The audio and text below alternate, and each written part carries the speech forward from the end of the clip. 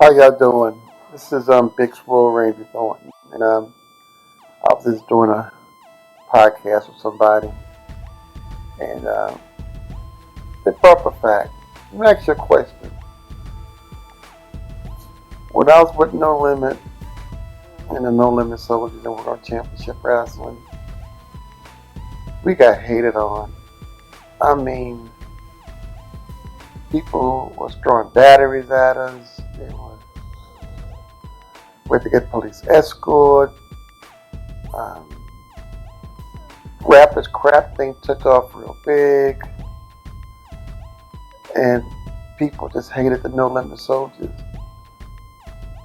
And I'll never forget, one day I got a phone call from Dusty Rhodes, who's our promoter for WCW. And he called, he said, Range, we got a problem. I said, what's the problem? He said, the No Limit Soldiers are turning into heels, and the West Texas Rednecks are turning to good guys. And he said, got a problem with that. He said, we're gonna fly you to Atlanta.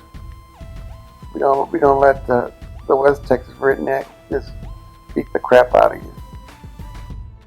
But you're gonna win Bass at the Beach. He said, we have to make people hate the West Texas Rednecks. I said, cool. So, it went on, and things happened I just don't want to talk about no more with the No Limit Soldiers and Master P and blah, blah, blah. But,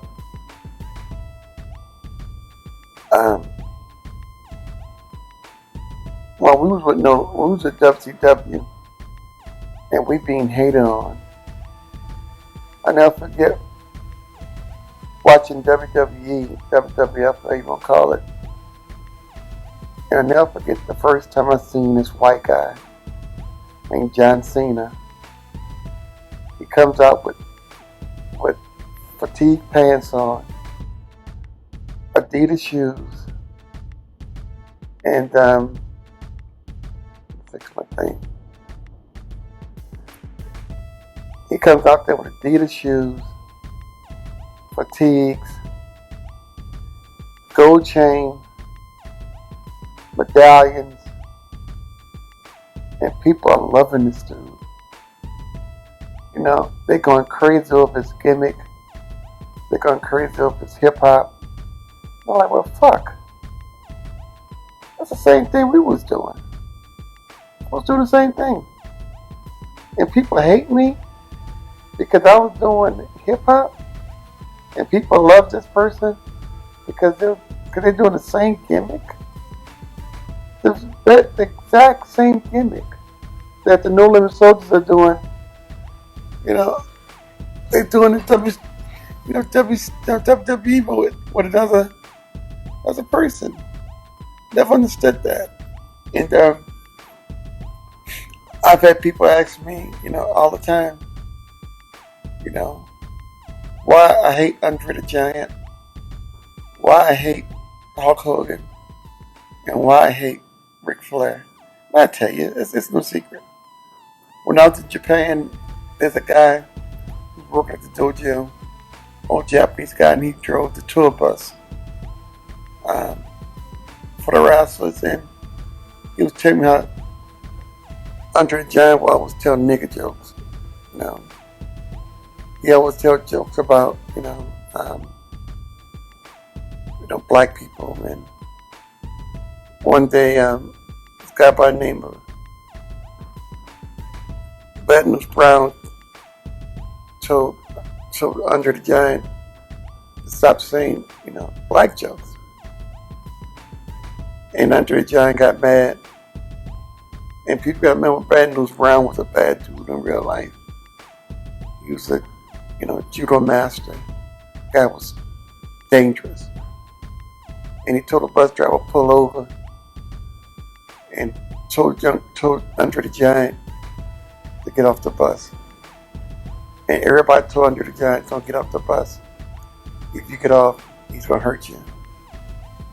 And Andre the Giant punk ass stayed on the bus because he knew that Bad News Brown about to whip his ass, and he wouldn't set his ass down. And that's why I don't like Andre the Giant, because so many people told me that he was, racist. And the reason I don't like Hulk Hogan, because that punk bitch is also a racist.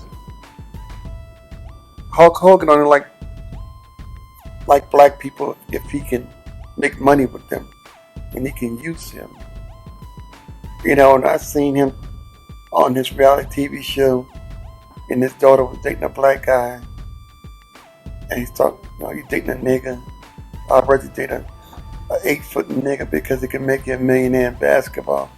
And when we was backstage in WCW, he was so arrogant and so cocky. He walked around like he was prima donna. And I never liked the dude, I never liked Hulk Hogan. And another person I really dislike, I hate Ric Flair. Ric Flair dogged us out with WCW. I remember he was in the locker room next to mine, and he was saying why why they have these black asses here. We don't need them. He was saying some real racist shit, and he didn't know I was in the locker room next to him. And every time I seen that motherfucker, I just want to slap the fuck out of him. I want to take my gun and pistol whip his ass. Because people gotta remember, this wrestling shit is fake. I'm real. I'm street. I'm talking about, there was one time, I want to walk up to Ric Flair's, slap the fuck out of him because of the shit he was saying. And I just didn't like it, and I got into the wrestling industry because when I was at U of H, Big Cat Ernie Ladd was coaching at Southern University, and he the person that got me into professional wrestling was Big Cat Ernie Ladd. And I wish people just sit back and think. Just think. Why so many wrestlers, it was so hard to get over. Now that I watch this professional wrestling, and black wrestlers have come such a long way. And I can't believe WWE, have black main characters, black champions and stuff like that. I'm dumbfounded. I'm being honest with you. I thought I'd never see that. Really, I thought I'd never see it. And everybody said The Rock, yeah, The Rock, but light-skinned nigga, shit. Well, we really don't consider him black, he's Samoan. We really don't consider him black. And, but when I was a little boy, we looked up to Junkyard Dog. Junkyard Dog was our favorite, especially in New Orleans, especially down south, mid-south. Junkyard Dog was the shit. Junkyard Dog was bigger than Ric Flair. Junkyard Dog was bigger than Hulk Hogan when I was a little boy. He was the shit. And P was playing for Hornets. We was doing a concert in North Carolina. I can't forget which one. But I remember it was Friday night, and we had off. And some guys were saying, well, Junkyard Dog is wrestling, not at this town next to us. Okay. So we go see him, and he's wrestling at a used car lot. A used car lot. And I'm like, there's nowhere in the world Junkyard Dog is wrestling here. And we had our No Limit medallions on, Everybody knew Master P was in town. And so they let us backstage. We go back there. And Junkyard Dog came out from the ring, sweating, and I know he looked old, he looked real old. And I told him I was one of his biggest fans, and and I usually don't ask you for autographs, and I just want to shake your hand and all that. And Junkyard Dog said, "Can you do me a favor?" I said, "What?" He said, "Can you leave me $100?" I said, "What? Can you give me $100?" So I gave Junkyard Dog $100. He took the money out of my hand and walked over and gave the money to this young dude. And the promoter said, Randy, you know why he did that? I said, why? He said, this morning Junkyard Dog smoked $300 worth of crack. The guys come here to kill his ass. They want their money. And he was $100 short. And I just couldn't believe my item. Junkyard Dog was a crackhead. And I mean, people, I was floored. I was just floored when I seen Junkyard Dog. You know, and found out he was on crack. This killed me. You know, and just amazed. And just to get back with the John Cena thing, to this day, I still sit down and think, you know, why did we get promoted like that? And all that. You know, I hear people saying, oh, Swoll should have went to wrestling school and all that. People who just don't do their research, you don't know. I went 2 years of wrestling school in Plymouth, Minnesota. I was trained under Brad Riggins. I knew how to wrestle, but I just didn't want to do that type of wrestling. The type of wrestling I wanted to do was like Stan Hansen, Big Cat and Lad. That's the kind of wrestling. I ain't want to walk no tight ropes and do all the goddamn flips and all that kind of shit. Wasn't my style. Never wanted to do it. Never did any. Even in wrestling school. Never wanted to do it. And I just can't. I just sit here. Every time I see John Cena, I just think, oh man, he took the No Limit Soldier gimmick and he ran with it, and people loved it. You know, when I was doing the No Limit Soldier gimmick, you know, I was called every name in the book. We had to get police escorts. People throwing batteries at us, all kind of shit. John Cena comes behind me, do the same exact thing. He becomes a mega star. I mean, big time. Like I said, the gold chain, the fatigues, the hat, the saluting. He wasn't saluting people for military.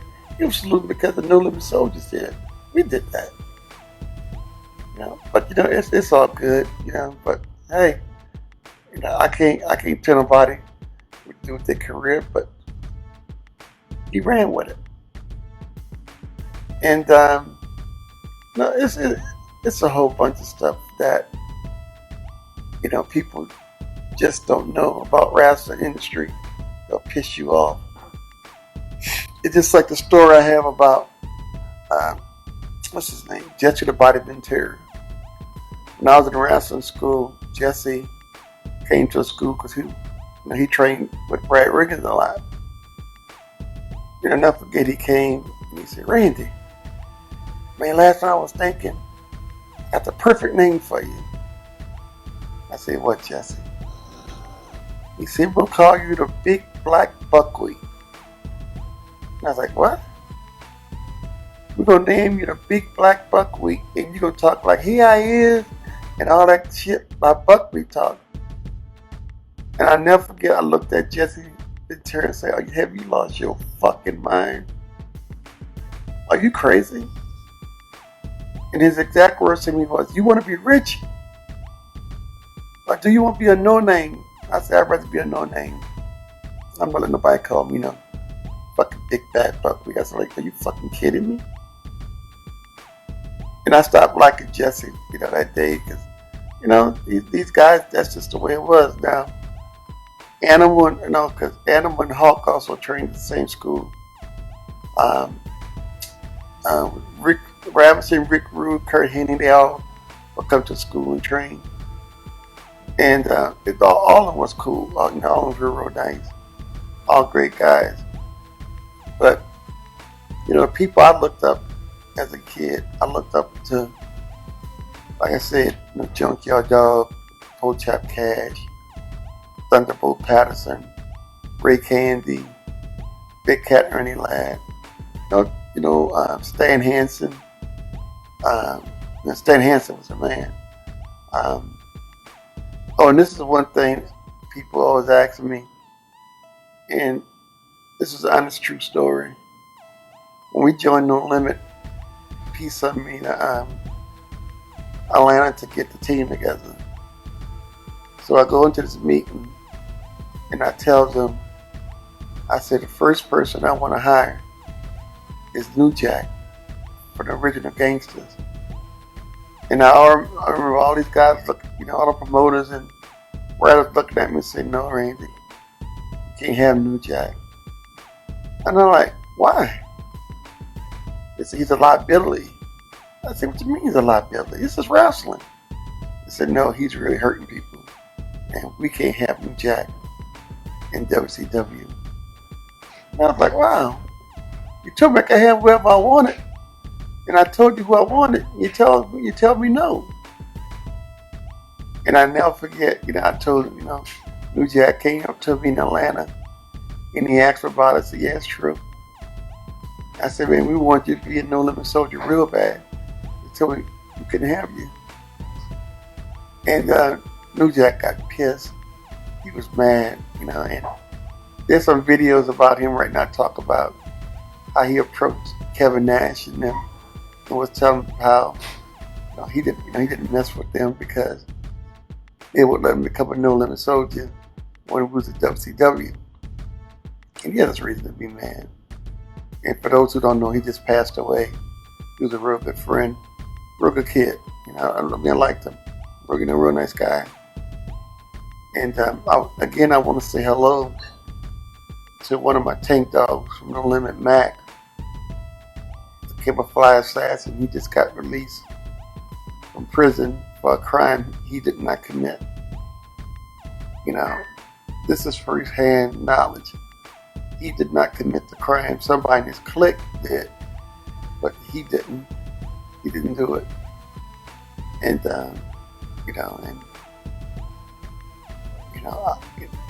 being part of No Limit was great for me. I had a good time. And as you can see, I still got my No Limit tank, and I got my No Limit check on my chest, which, when God permits, I get it taken off. It just don't look good when you have a big zipper from open heart surgery with a tank. Doesn't look good. But I just want to tell everybody about, people. I just had to address because people always talk about, why you hate Hulk Hogan? Why you hate Andre the Giant? Why you hate Ric Flair? And that's the truth. And do I hate John Cena? Hell no. I'm a John Cena fan. It's just kind of funny that he runs with our gimmick, and become a major star. When we get booed and spit on and kicked on and ballots being thrown at us. So, it's just, that's one of the things. People want the white No Limit Soldier, and they got it.